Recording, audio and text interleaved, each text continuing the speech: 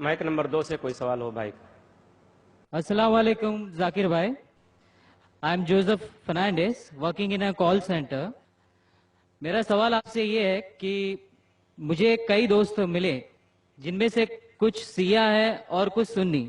جیسے آپ نے کچھ دیر پہلے بتایا کہ جو انسان مانتا ہے کہ اللہ ایک ہے اور محمد علیہ السلام آخری پیغمبر ہیں تو میں مانتا ہوں اس بات کو. تو اگر میں یہ کہوں کہ میں مسلمان ہوں تو یہ جھوٹ نہیں ہے.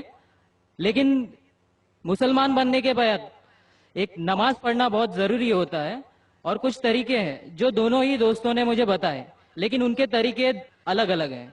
تو مجھے یہ سمجھ میں نہیں آیا کہ کس کا طریقہ میں اپناؤں کیونکہ دونوں ہی اپنے طریقوں کو صحیح سمجھتے.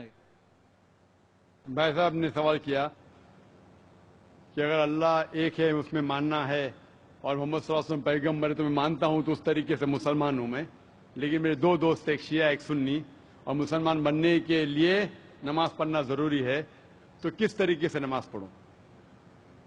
بھائی صاحب آپ کہتے ہیں کہ اللہ ایک ہے, آپ مانتے ہیں کہ اللہ کے پیغمبر محمد صلی اللہ علیہ وسلم آخری پیغمبر ہے, تو آپ نے کہا کہ کس طریقے سے نماز پڑھوں. یہ شیعہ سنی جو آپ نے پوچھا,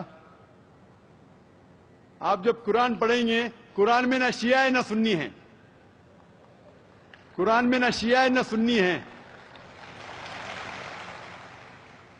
قرآن شریف میں کہا گیا ہے سورہ عمران میں سورہ نمبر 3 آیت نمبر 103 میں وَاعْتَصِمُوا بِحَبْلِ اللَّهِ جَمِيعًا وَلَا تَفَرَّقُوا, کہ آپ آپس میں اکٹھا ہو کے اللہ کی رسی کو مضبوطی سے پکڑو.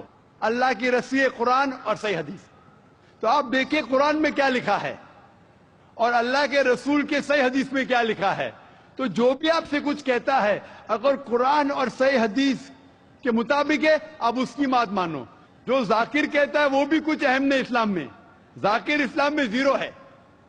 جو ذاکر کہتا ہے وہ بات ماننا ضروری نہیں, لیکن جب میں قرآن کا حوالہ دیا تو آپ کو قرآن کی بات ماننا فرض ہے.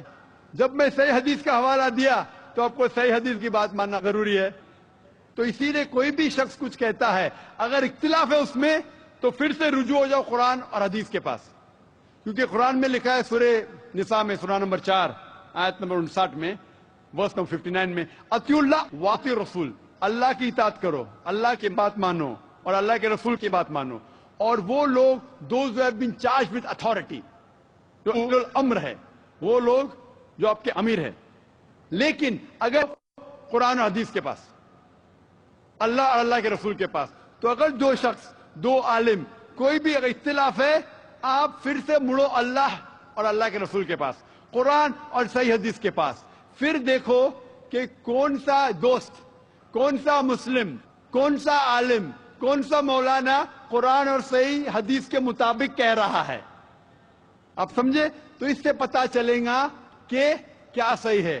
آپ بولتے ہیں کہ نماز پڑھنے کے طریقے میں اختلاف ہے. شروع میں کم از کم جو یکساں ہے وہ تو شروع کرو. اختلاف بہت تھوڑا ہے, نماز کے طریقے میں اختلاف بہت تھوڑا ہے, جو یکساں ہے وہ تو شروع کرو. اگر آپ مسلمان بننا چاہتے ہیں تو اتنا وقت کیوں لے رہے؟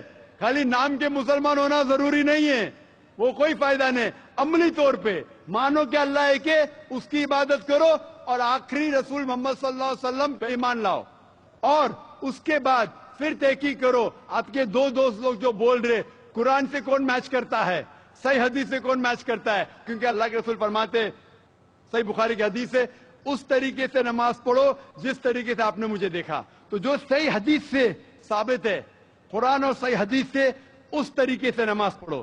لیکن اگر 19-20 فرق ہے, کم از کم جو یکساں ہے وہ تو شروع کرو. اختلافی باتوں پہ تحقیق کرو, انشاءاللہ پتہ لگ جائیں گا آپ کو کیا صحیح ہے. تو انشاءاللہ ابھی آپ صرف نام کے مسلمان مت نہ ہو, عملی طور کے اوپر مانو کہ اللہ ہے کہ اور اللہ کے رسول محمد صلی اللہ علیہ وسلم آخری پیغمبر ہے. Hope dancer the question.